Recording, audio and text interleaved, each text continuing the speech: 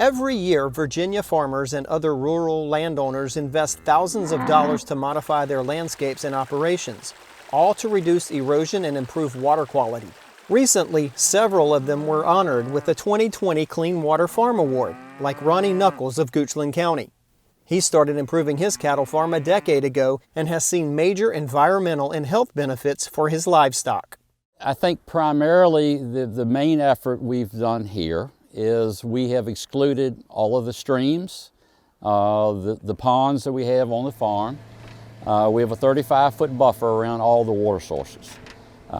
With cattle, water is a natural attraction. They're going to go to water. It's just, you can count on it. And when they do, they make a mess. They erode the banks, they soil it, they waste in it.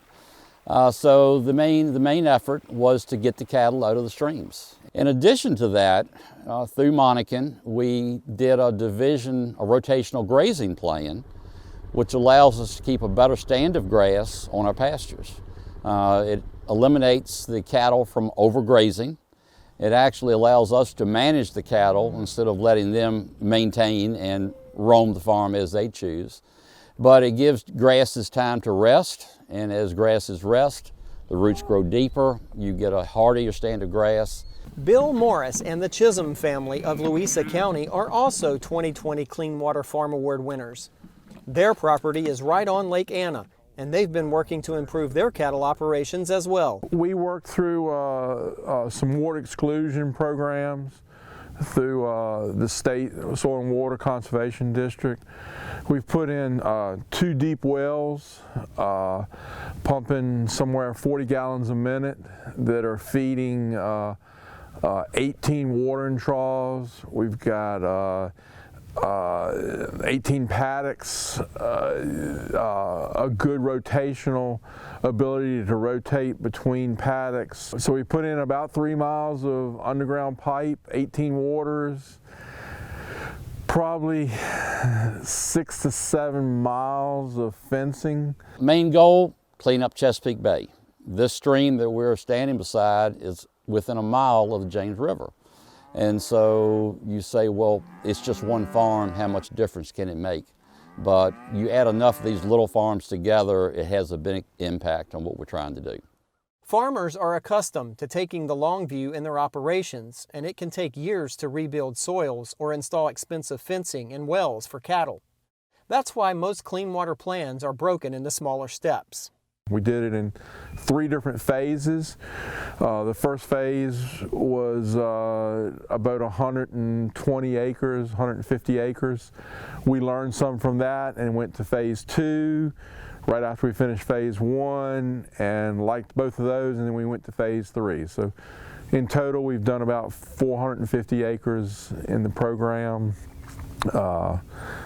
Kept a lot of cows out of the lake. From the cattle's point of view, the less that they have to walk, the better it is for them.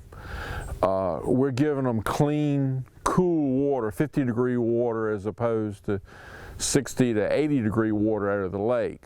Initially when I started, I thought the boundary exclusion was it. That's where we'd stop. But it's like going through a hallway with a number of doors. You go through one door and then you see another one in front of you. So that first door opened up some other opportunities, and they're just unlimited training opportunities and ways to learn in this field. NRCS is always doing stuff. Virginia Forage and Grassland Council, another great organization, and they have pasture walks, they have field days, training sessions, and all dealing with how to manage cattle and do it in a conservation way. Each Virginia farm has unique needs. That's why professionals like Keith Burgess with the Monacan Soil and Water Conservation District are essential. They know there's no such thing as an off-the-shelf conservation plan.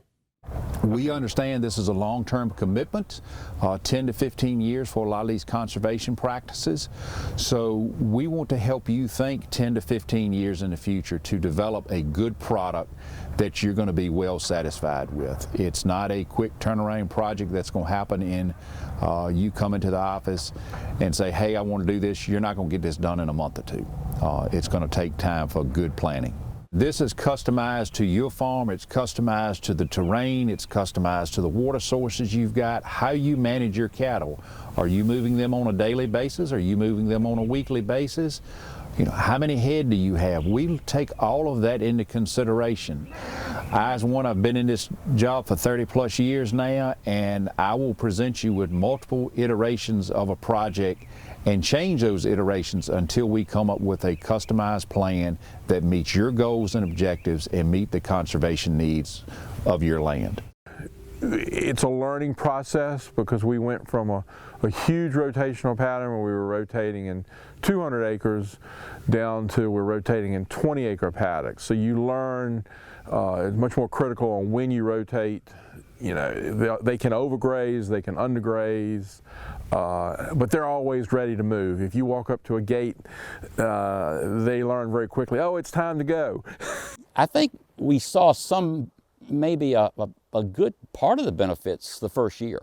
Just having the pastures divided, we were able to manage the rotations, control the length of time that the cattle stayed on any particular area. We were able to save some grass for different seasons. It's a year-round event. It's not a sprint, it's a marathon. Improvements like these are happening all over the state. Many of them are linked to federal or state conservation programs. Others are not. To better document the contributions Virginia producers are making toward a cleaner Chesapeake Bay, the Virginia Farm Bureau and Virginia Cooperative Extension conducted a statewide survey of producers this winter to collect details about all the voluntary farm practices farmers are using to improve the environment. Planting cover crops and following nutrient management plans are some of the other practices that may not have been documented in the past. The confidential survey information will be added to the state's report to the Environmental Protection Agency for documenting nutrient reduction loads under the Chesapeake Bay Watershed Implementation Plan.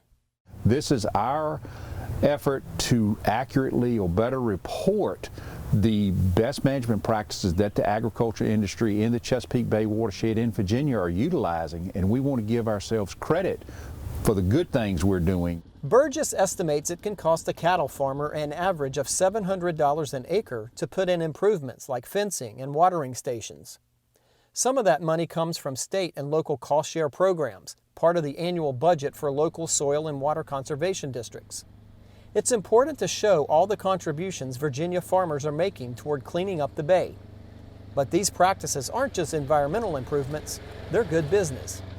I didn't expect all the side benefits, and these are financial. I mean, my cattle are bringing a better price because they're grazing a better grass. Bill Morris says his family is very involved in conservation programs, and he believes the family patriarch, Lewis Chisholm, would be proud of all they've accomplished and how it's improved their farm operation. The soil and water people know what they're talking about. You may not always agree with everything they tell you, but they've got the science to back up what they're telling you. The science proves that working together, farm by farm, Virginia producers have been doing their part for decades to improve water quality on their land. I'm Ricky Gibson reporting.